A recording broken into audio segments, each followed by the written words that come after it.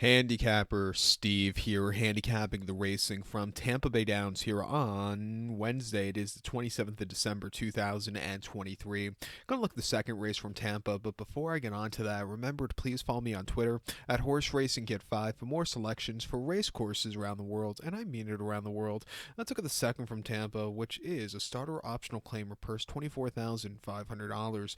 Race for 3-year-olds and upwards, never start for a claim price of $8,000 or less in 2022 or 2023.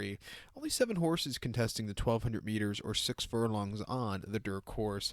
Gonna take a shot with the 2 horse Lord Barrier. I'm gonna go 2-5-4-1 in the superfecta. 2-5-4-1 super. Top selection 2 horse Lord Barrier. 5-year-old gun by Poseidon's Warrior. Carla de Jesus Trans gets Marin up in the saddle. The horse's most recent outing came 21st of October locally, not locally, but over at Delaware. 5.5 and off 16 claimer, and the horse finished third by 1 3/4 lengths that day. And he sat back early. He was a little bit wide and just a little lackadaisical. I do think 5.5 was just a little bit too short for him. I think he wants to go the 6 furlongs. I think coming back to this track where he's done very well in the past, I expect him to run a good race and win today. Two back 4th of October at Delaware, 5.5 and optional 10 claimer.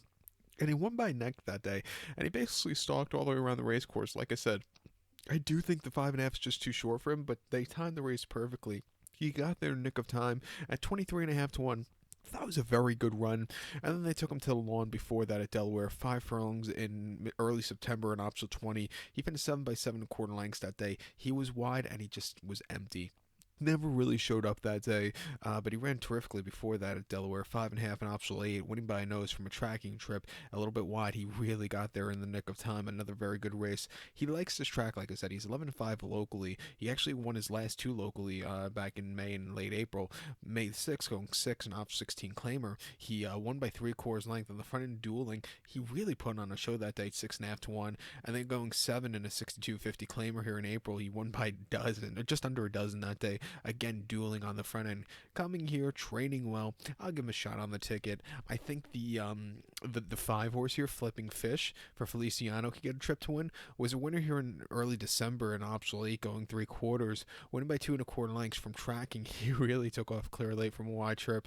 They took the horse to Mahoney before that. This horse was based in Ohio over the winter, or over the summer, where he ran a start allowance race. They're going 6, where he finished second by 3 1/4 lengths that day. And he just had a bit of a tough trip. He never really got going, but he won before that, going 5.5 in Mahoning on opening week, winning by 2 1/4 lengths. A little bit of a wide trip, but he basically won in a trot. That was a very good race.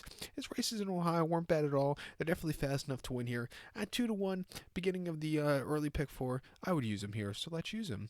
To recount my selection now for the second from Tampa, I'm going to take the 2 horse Lord Barrier, give kudos to the 5 horse Flipping Fish. Who are we?